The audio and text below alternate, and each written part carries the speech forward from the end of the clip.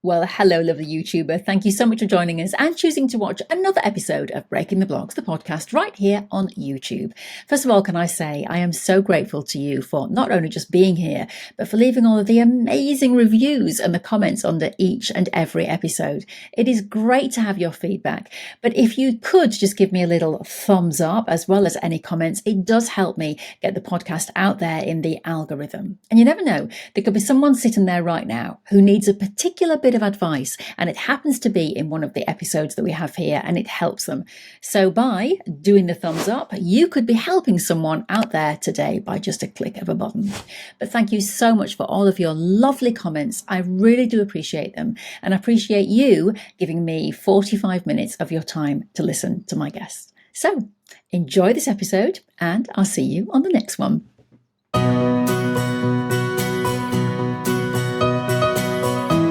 Well, hello, lovely listener. Welcome back to another episode of Breaking the Blocks. I'm your host, Rachel Pierman. One of the things that I think that we all do as human beings is to walk around in our lives and look at other people and assume that their lives are better than ours, that they don't have the same stresses that we have. Maybe they're all in really good relationships, or they have a great circle of friends, or maybe their finances are sorted out, or perhaps they're not going through any kind of grief or heartbreak or loss or anything else like we're going through. And that, I think, is the biggest mistruth that we tell ourselves. And when I was chatting to Carl Brown for this episode, a fibre artist who also went through a very tragic experience in his life, the one thing I realised is that we all have these struggles that we cover, because I had no idea that Carl had been through the experiences that he had. What was lovely about this chat with Carl and I was that we talked about how we can overcome a traumatic experience, how we can overcome these blocks, particularly with creativity, but how we can help other people when they are struggling with grief, when they come to you and they need support. What do you say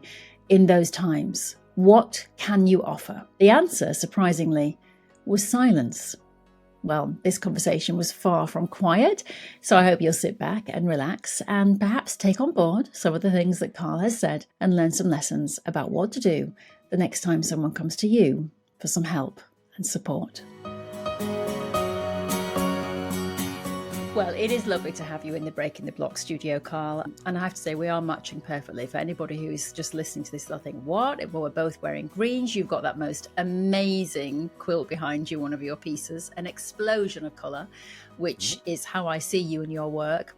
You are just an explosion of colour in every way. Joy, abundance. I think it's all kind of happening for you at the moment, isn't it, Carl? But we will come to all of that. You haven't always been a quilter. You are now becoming a full-time fibre artist. But what were you before you started quilting as a kind of a main thing to do in your life? I guess I still consider myself to be a cancer nurse, and I have done that work for about 35 years, 35 years, so you can do the math on my age. But I was thinking I had my father's sister at the age of 21 or 22 had a very unusual cancer. And she had two kids that were, one was a year older than me and one was a year younger. And I just remember, of course, unfortunately, this was in the 70s and she had died of cancer.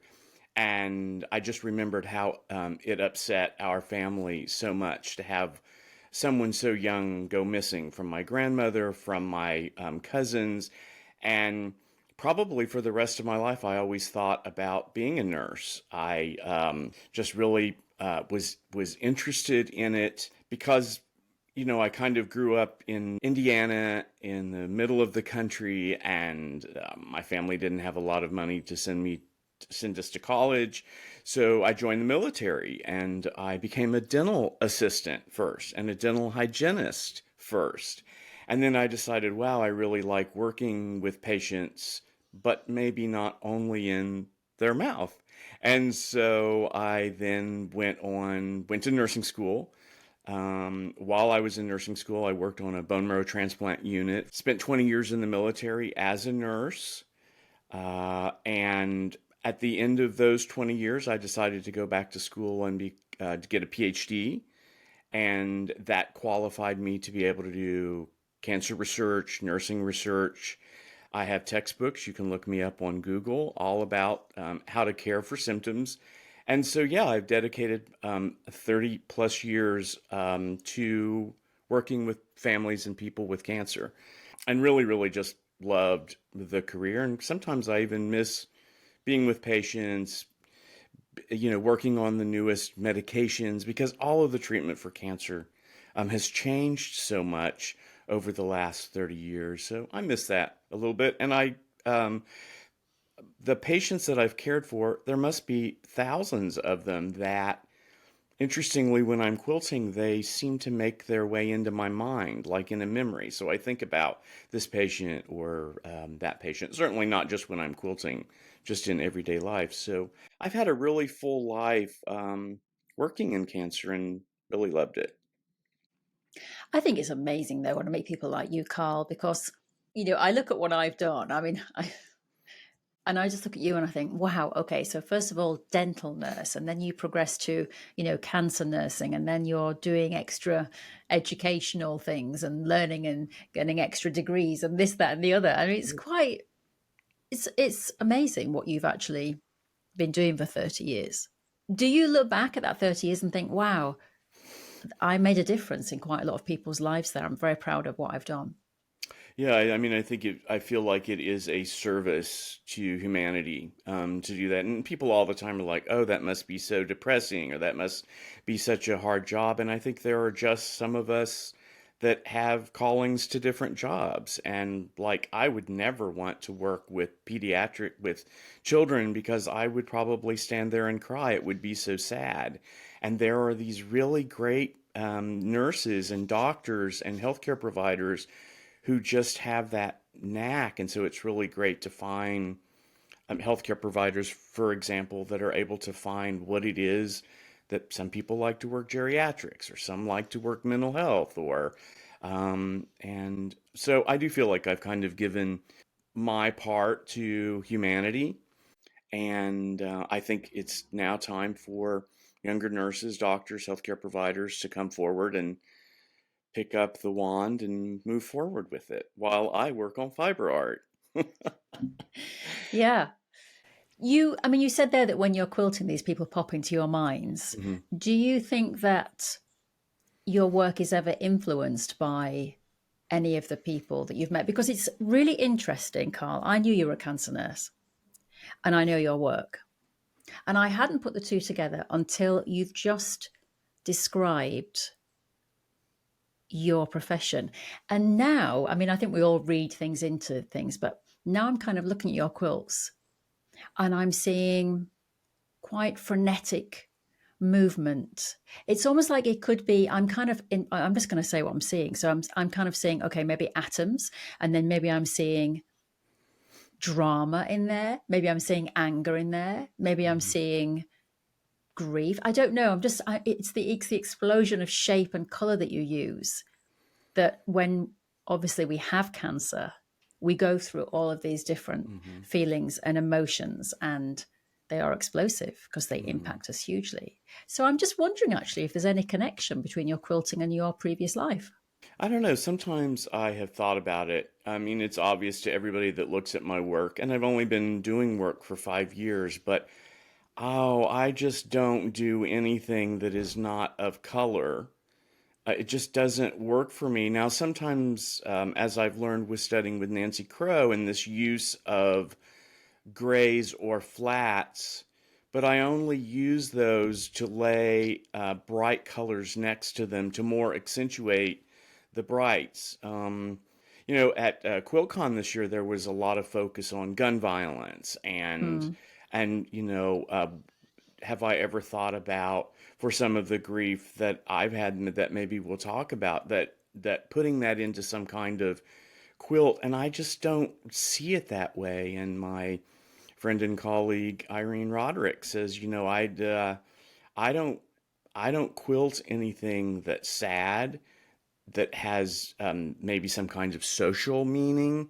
I want to stay on the happier side of things. And I don't think that means that it doesn't come out in the quilting that you're doing. I guess I'm trying to settle my life with brightness and happiness. And because I have worked with a lot of people who have died, who went through illness, whose family experienced cancer, and so maybe I'm patchworking, if you will, in a way, a lot of color and a lot of um, brightness to maybe cover over that and try to make the world a little bit brighter. So I guess the answer is yes. I don't actively think about, oh, I'm doing this work as a way to deal with, but subconsciously, I'm sure for all artists, everybody, that it kind of does work its way out. Yeah, it's interesting because I was talking to Russell Barrett in the recent podcast that was out. He surprised me actually because he said, when I look at my work, I see a sadness underlying it, which really surprised me because I said, how can that be? Because you have these dancing shirts and color. And he said, I think I'm trying to cover my inner sadness by being so joyful in the quilts.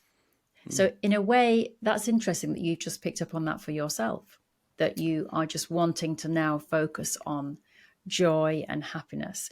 Maybe how precious life is. Life is joyful and full of Mm-hmm. colour because you've seen that so often lives are taken away. I was thinking about that this weekend when I saw all these people at QuiltCon and on Instagram, and all these people were living in joy and they were living in happiness. But in my experience of 30 years of grief counseling and my own personal experience, I know that, everyone is fighting a battle of some sort.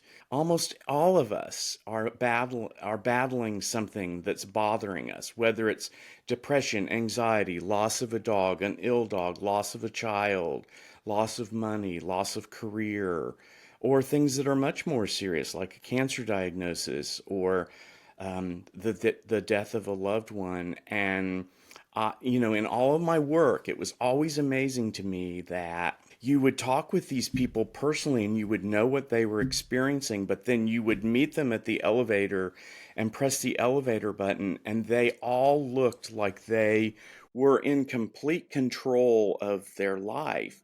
But it's only by being able to look through the window of their life and you know what's going on with them.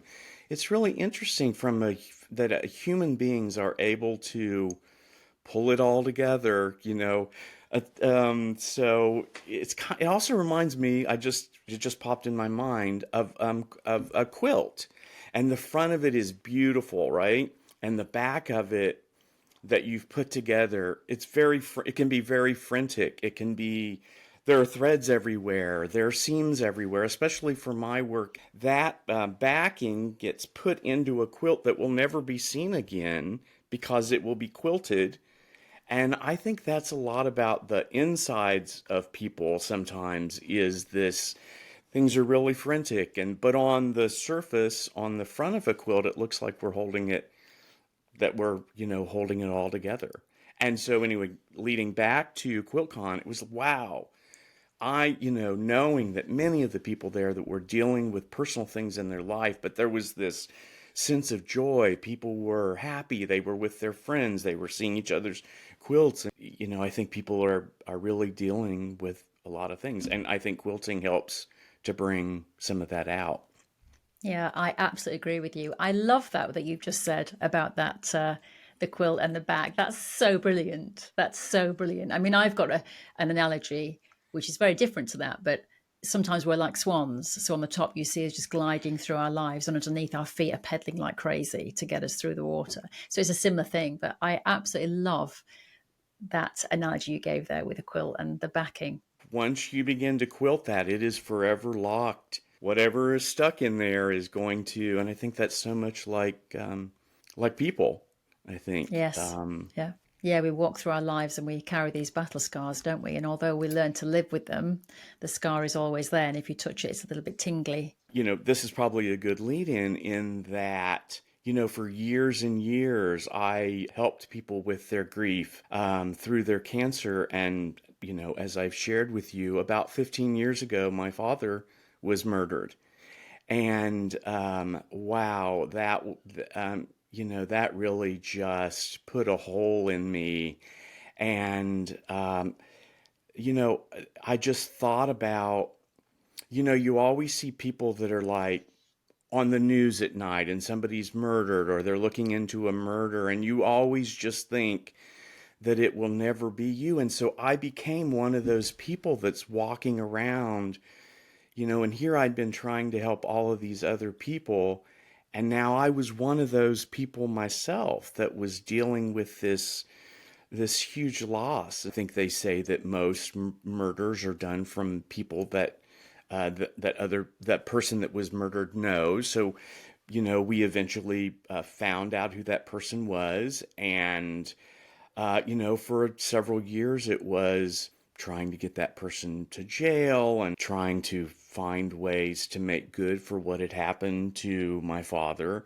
And then there was all of the stages of grief that I went through. And even today, even now, 15 years later, I still have really good days and really bad days. And I'm one of those people that pushes the door or the elevator button, and there are a lot of other people around, and I make it all look like I hope, I try to look like I've got it all together. But it's a really strange or interesting story that I had done all of this work, all of these years in that, never thinking that I would ever be one of those people that would need grief counseling, that would need to work through it. And I became one of those people. I mean, you just happened to mention this, when you said we're going to do the podcast, and then you said, one thing you won't know about me is that my father was murdered. Hmm. And it's such a shocking word. I mean, I had no idea. I would never have guessed, from you, as you say, I would have just thought you'd had this lovely life. And, that must have been, I mean, the shock. How did you find out were you told, was it police turning up, or was it, what happened? Well, we were not living in the same state, and I don't think that they knew how to reach out to me, but they knew. This is really interesting. I was the national president of the Oncology Nursing Society. So 32,000 member. I was the president of it for 2 years, traveled the world talking about cancer. I think they were a violence advocate. So someone who my father had been killed the day before, and they Googled my name. Then they called the Oncology Nursing Society because that's what popped up first. And then someone from the Oncology Nursing Society said, the police are trying to reach out to you. And then I called them, and it was are you the son of Mr. Brown? And I said yes. And then they said, we're very sorry he was murdered. Um, and I just I don't really remember a lot after that. I was just in complete and utter shock. And it was just a very odd time. And it was very, very difficult for both me and my family. And um, even parts of it you don't even remember. And then you finally work yourself into a system where you start, of course you want to, who did this, and, trying to find all of that, and then trying to move on with life and the effect of it for, both myself and my family as well. And was the person eventually caught and put into prison? No is the answer to that. So Mm. in Florida, there is a stand your ground law. And stand your ground law basically means that if you say that somebody did something to you and that you were protecting yourself, then that person would not have to go would not have to go to jail. So unfortunately, the person that did that to my father did not ever spend any time in jail for the murder of my father. Spent a lot of time in prison for other things because there was drugs related and stuff like that. So that was always a bit of the sad part of it as well. It's like Mm. the second wave of things that you always have to think about. Yeah. So how did you come to terms with all of that then? How did you go through that process? Because as you say, there are so many different processes to go through there. I mean, shock, anger, you want retribution. Yeah. Does forgiveness come into it somewhere? Have you been able to have any kind of forgiveness to that person? Probably not. That's a Mm. hard one to come to. Grief is really interesting. I often compare it to standing on the beach, and you get up in the morning and you say, "Okay, today is going to be really great," and you're walking along the beach, and then all of a sudden a wave comes in, and you're surrounded by water all around you. And I talk to patients a lot about that. Like, you're going to seem like you're going to have a really good day. And so, for your question is, I think that I've moved on as much as I can. I have, you know, bad days and good days. A lot more good days. I think that there's something to say for at time heals all wounds, and so you certainly think about it much less. But I think that the quilting has, the artwork has really helped me in many ways. Again, some that I don't even really think about. It's either sit around and think about this or get busy on this fabulous curb quilt. In many ways, I think that I've moved on, but I also have, family members who, we were all just kind of struck, even though it was one person, my father, who was taken from this earth, everybody is dealing with it in their own ways on different days, um, and in ways that we probably will not ever really understand. I really like what you said there about grief because, you know, one thing I would like to stress on this podcast to anybody who's listening, if you're ever having a conversation with someone and you cry because of any kind of grief, so that could be the death of someone or the loss of someone, loss of a friend, loss of a romantic partner, loss of a dog, whatever it is, if there's some sort of grief there and you cry, please don't apologize.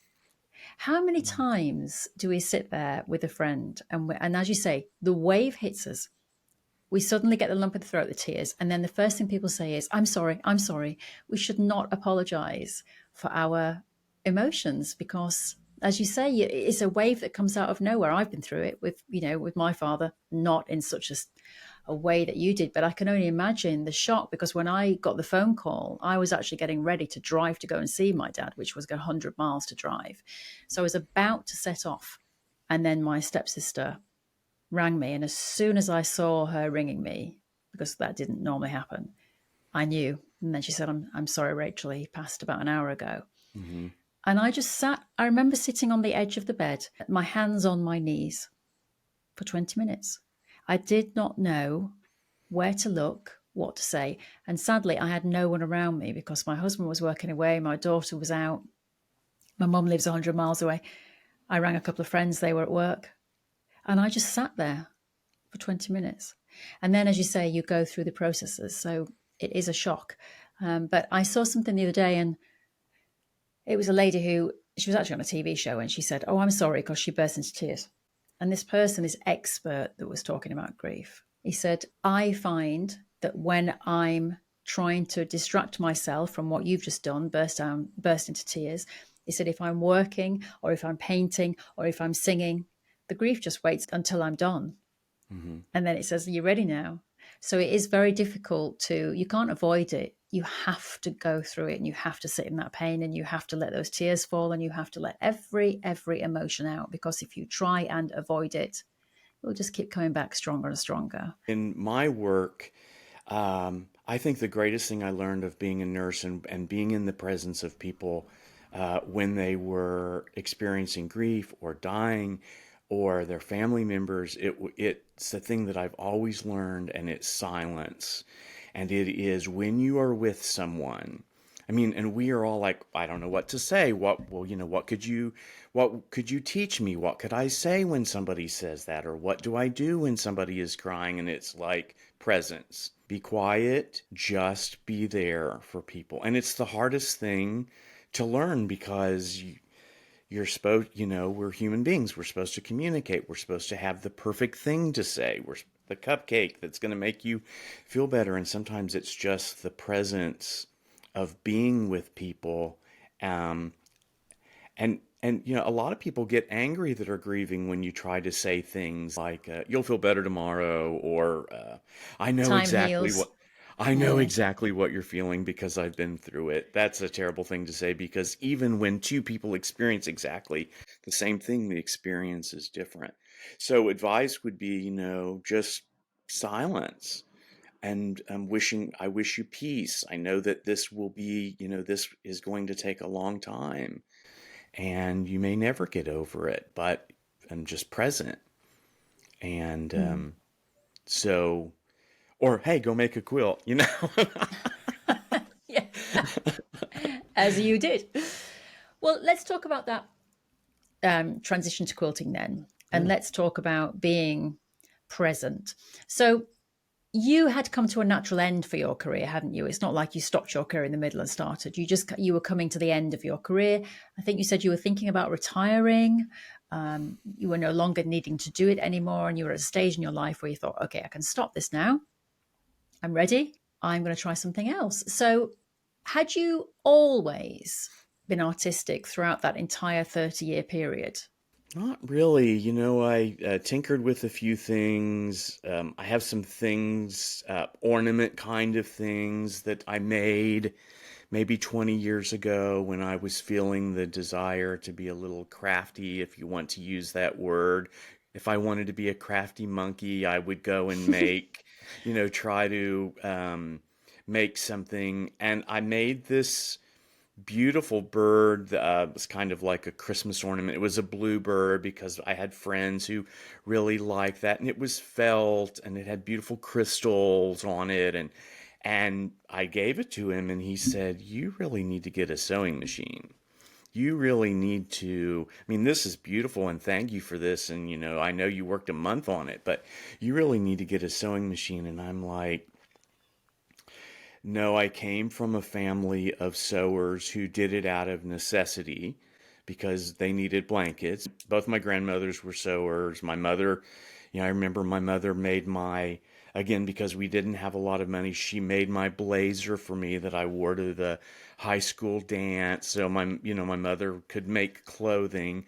And I just never really thought about doing sewing. And plus, I had this really busy life. Like I was traveling around the world talking about cancer. And then, but as that started to subside, that active professional life, I thought, wow, what am I going to do? What am I going to do with my life towards retirement? And because I was in the military for 20 years, I get a pension, we have health care. So it made it a little easier for me to start thinking about doing something else. Anyway, I bought a inexpensive sewing machine, like $100, and the rest is history. I mean, I just loved it. I just loved putting pieces together, and then I started making traditional quilts, and then I got to this point where I didn't really like using these patterns and oh, your points aren't perfect on a pattern. And then I just started getting a little crazy with my work, if that's a great way to explain that, and then taking some classes.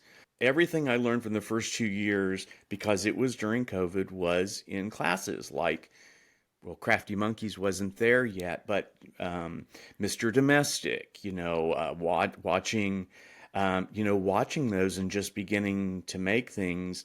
And it was really the instructors that helped me to understand if I do have a talent, here it is, like Sheila Frampton Cooper, like Nancy Crow, like Irene Roderick. I mean, these people that have really, really helped me.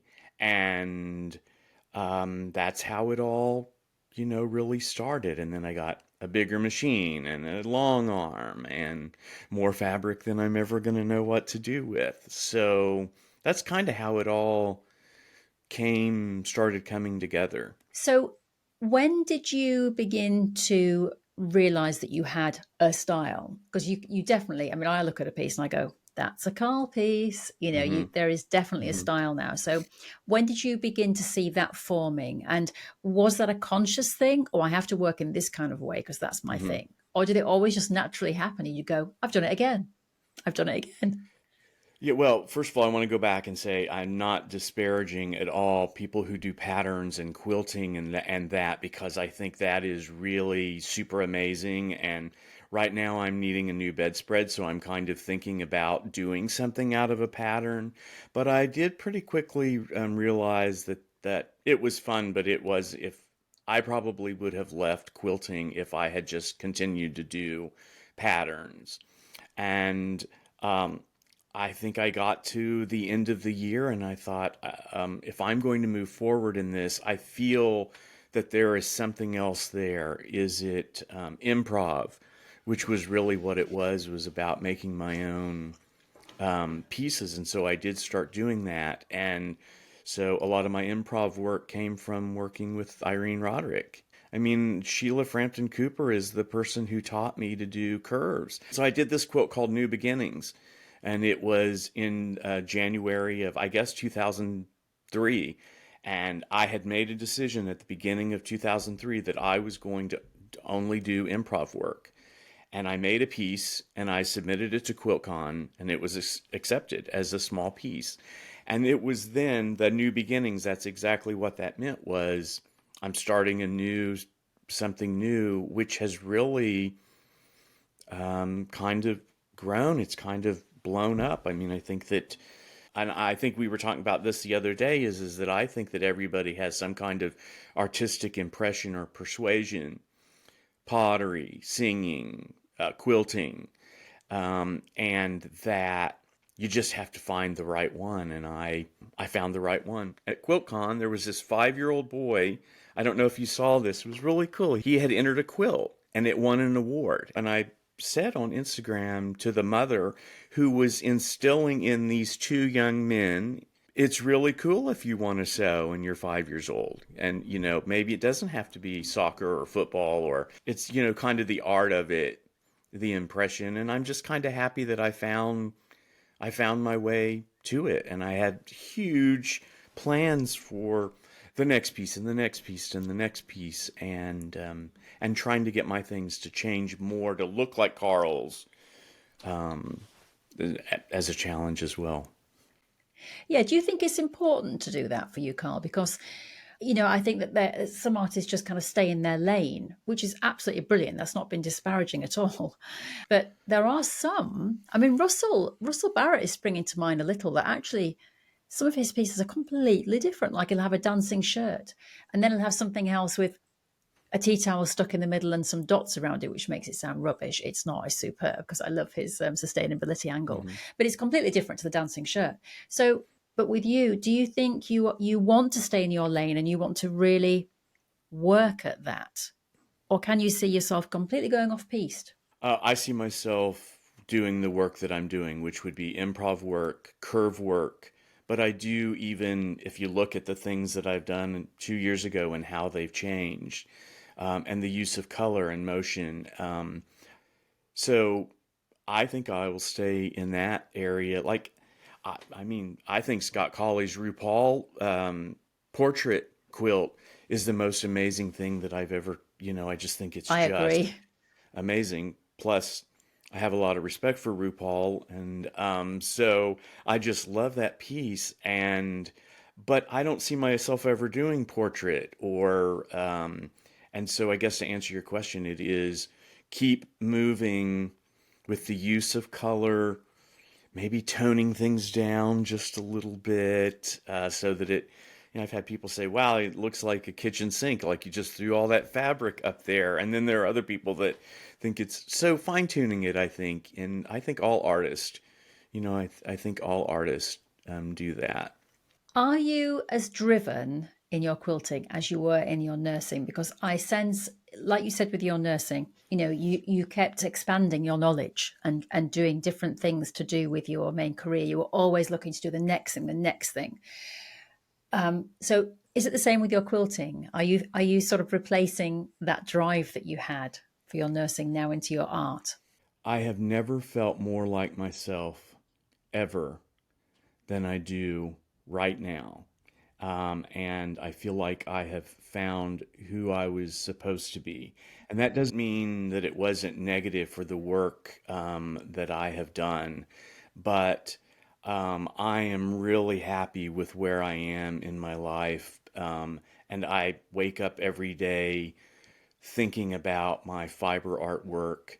And, because I'm a cancer nurse, I know that everything can change in a moment. You wake up and you have abdominal pain, or you have a seizure. And so I know that time is limited, and have a lot of I have a lot of work to do. Recently, one of my mentors said, "How serious are you about this?" And it's like I have never been more serious about anything, even I think oncology or cancer nursing, than I have been about this. I'm serious about my family, my dog, my relationships, and this. And it is everything.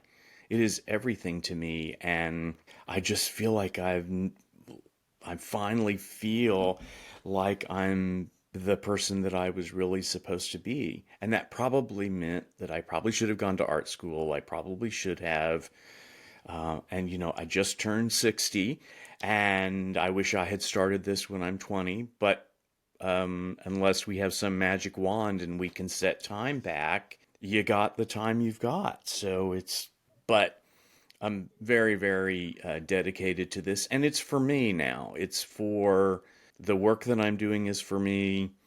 Yeah, a ribbon would be nice on occasion because I think that gives you a little bit of confirmation, but it really is for me, and I think that's a really great place to be in. It is. Do you think your work now is teaching you anything about yourself that you didn't know before? Well, everything in life, I think, teaches you, something new. There's always a lesson. I've been talking a lot about the flip side of everything recently, like, oh, that person cut me off on when I was driving. But the flip of that is maybe there was an accident that was waiting to, that's a silly comparison, but, like the flip of all of that. So Yeah, can I just I say, I don't, was at the beach this weekend with my daughter. I suffer from really bad migraines, mhm. and I'd woken up with day two of a migraine, and I took some medications. And then my friend's daughter came over because we'd agreed we are going to do something. And I said, oh, I really don't feel that great. And he said, look, let's go to the beach. You can have some fresh air. I'll drive.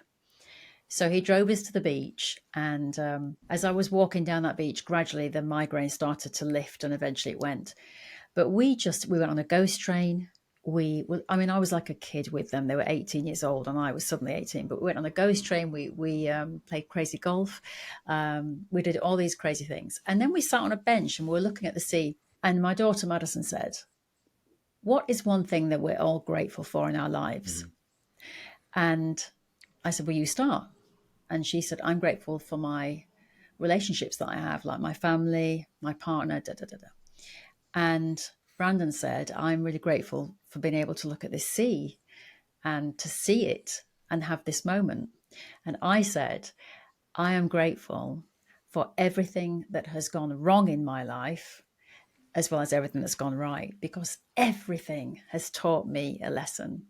And he said, I was thinking exactly the same.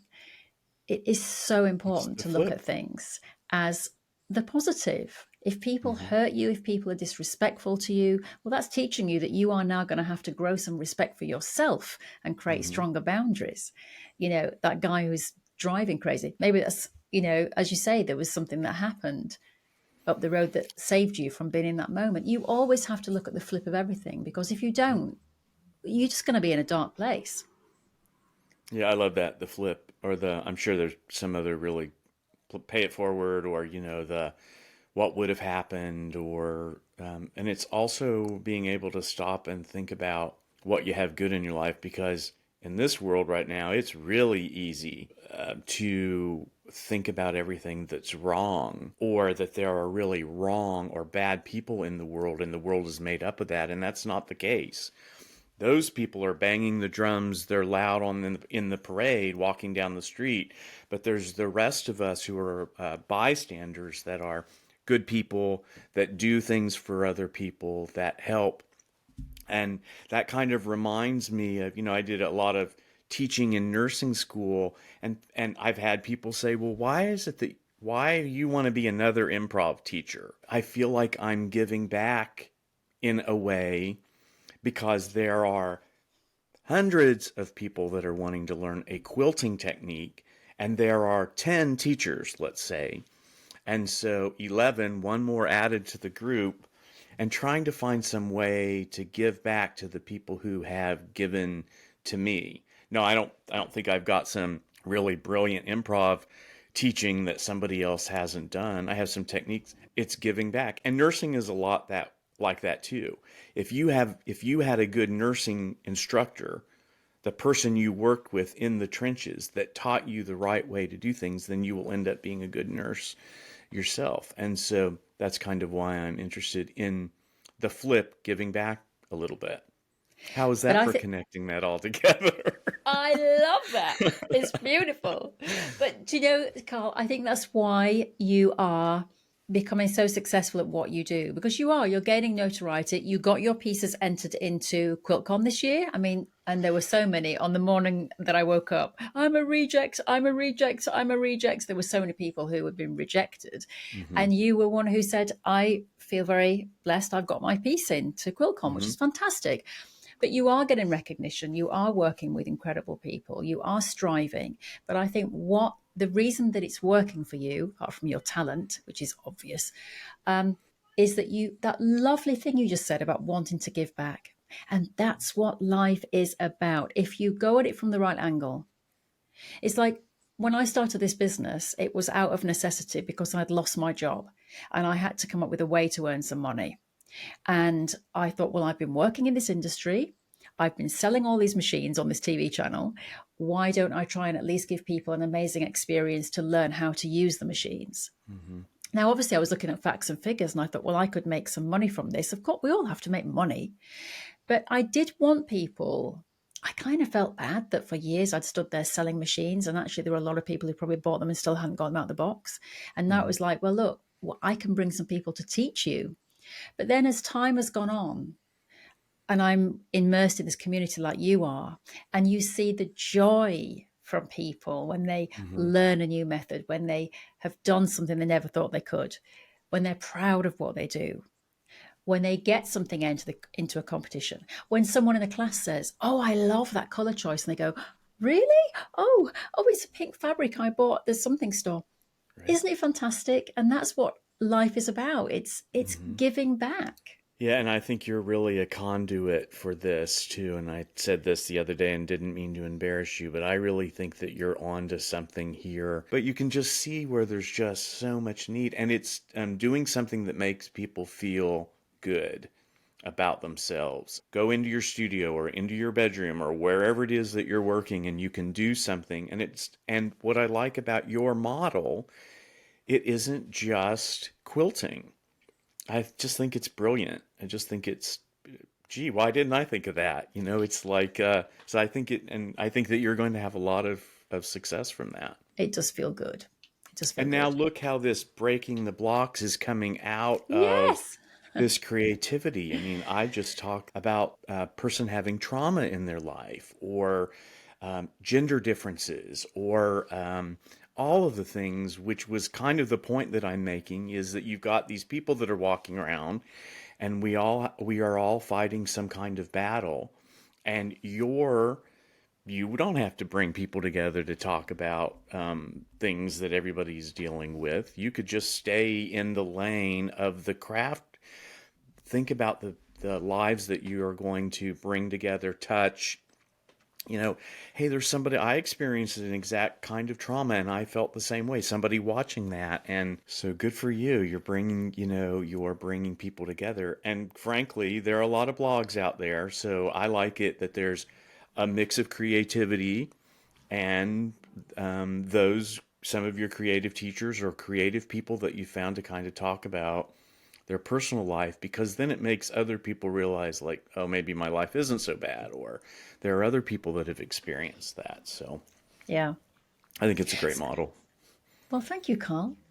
And I'm so glad to have you as part of it. Because I just love your dulcet tones. I love your messages. Then you leave me the voice messages. I just literally, it's like a bedtime story. Um, so, Carl, when you are sewing, when you are putting your curves together and you're choosing your fabrics and you're really into it, what does this do for you in that moment? What is it doing for you? Is it like a meditation? Well, first of all, I don't choose the colors, they choose me. No, I don't choose the fabrics, they jump up into my hands. I kind of joke around about that. Play with me, play with me. Wow, the world just goes away. It's kind of like I start working on something at noon and I look up and it's 5 o'clock and I'm like, oh, the dog needs to be walked. Oh, I've got to make something for dinner, or oh, I should have gone to the grocery store. So it definitely does make the world just go away. And 99% of the time, that's good.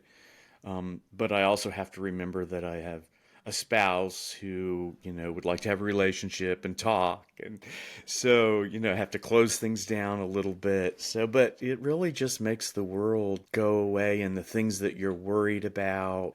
If you can sew for a little while, put those things on the back burner for a while and then go back and face them.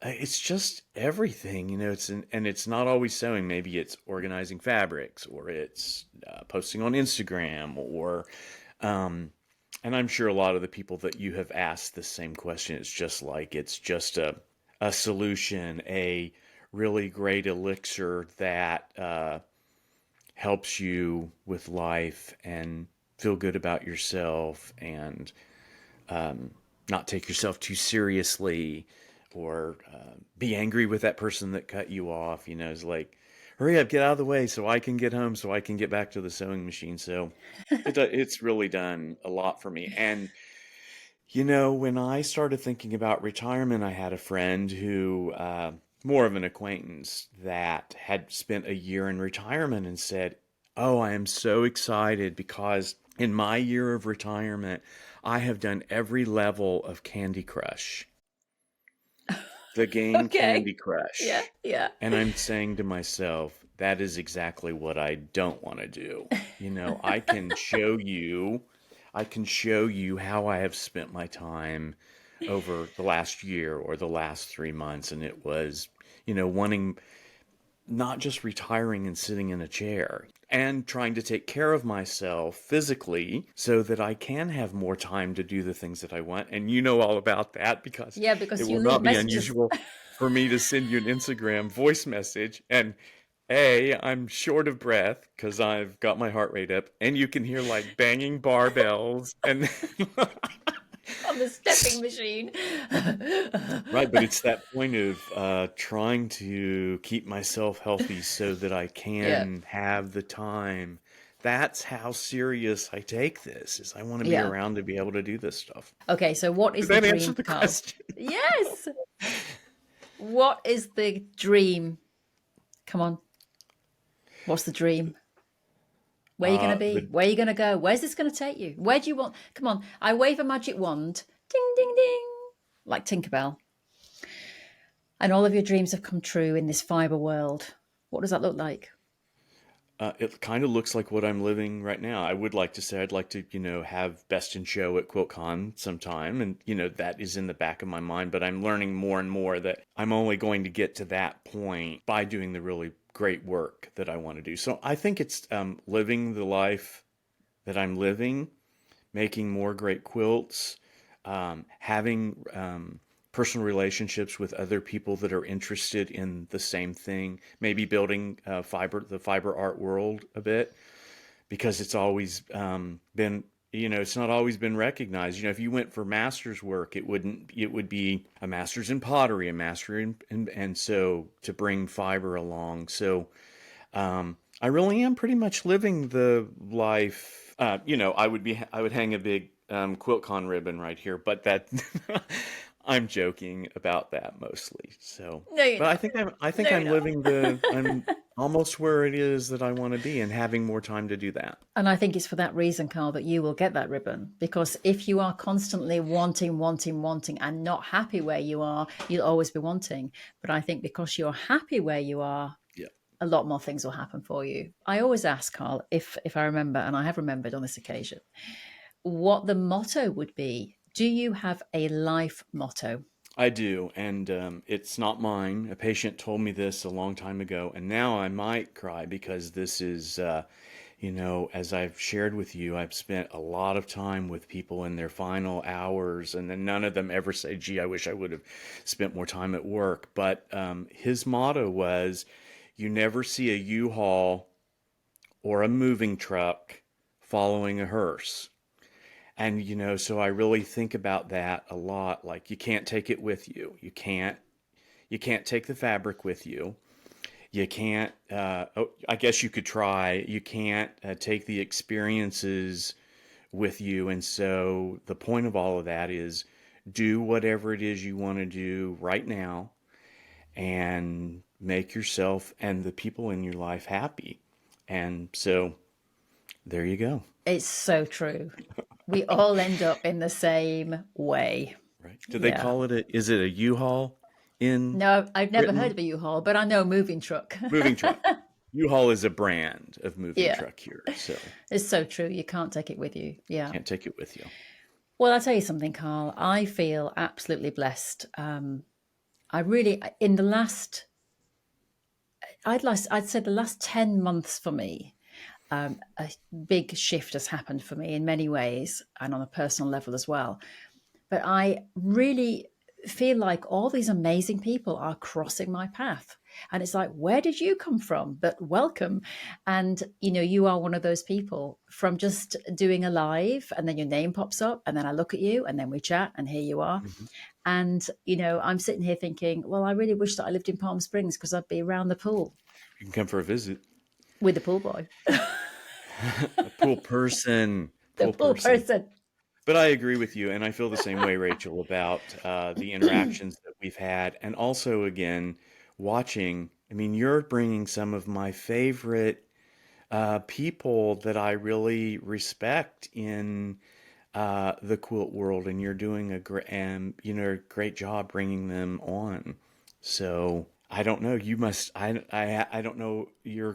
It's kind of like you're like Barbara Walters, and you're bringing all these people that are influential, or I think it's because they have something to say in the art that they're doing, and then again, you start talking to them as a person, and you learn things about them. So. Yeah. Well, long may it continue. Well, Barbara Walters was doing it for a long, long time. If you go back and look in the 70s and probably somebody that made a great difference in broadcasting and maybe brought other women along or Well, I'll tell you so. something. I'm honoured. I'm honoured to be the Barbara Walters of the crafting world. I am honoured with that title. I love I it. I love it. Carl, thank you so much for your time today and for your honesty, your stories, your vulnerability, and of course for your lovely pieces because they are beautiful. They really are. I look at them and I see joy. I see this explosion of colour. They make me feel happy when I look at them. And long may you continue to keep doing them. So thank you. Thank you. It was my pleasure to be with you. Thank you. Just before you go, lovely listener, can I ask you a favour? If you have a friend who you think would enjoy listening to this podcast, would you mind please telling them about it? It helps me to spread the word, and you never know, they might get a life lesson out of it, or at the very least, just have a lovely 40 minutes of relaxing time for themselves. The second thing to say is that if you have enjoyed this, it would really help me if you would give me a little quick like or a comment, especially if you're listening on one of the podcast platforms. It just means that when anybody lands on the page, they can see that people have reviewed it, they've liked it, enjoyed it and got something out of it. So if you wouldn't mind leaving me a review, that would be amazing. And the final thing to say is that if you are a business and you're thinking, how do I get my message out there? Well, you could do it on this podcast. All you have to do is reach out to me, rachel@breakingtheblocks.com. The details are below in the box. Thank you so much to everybody who's subscribing, listening, liking, leaving comments, and just generally enjoying the podcast.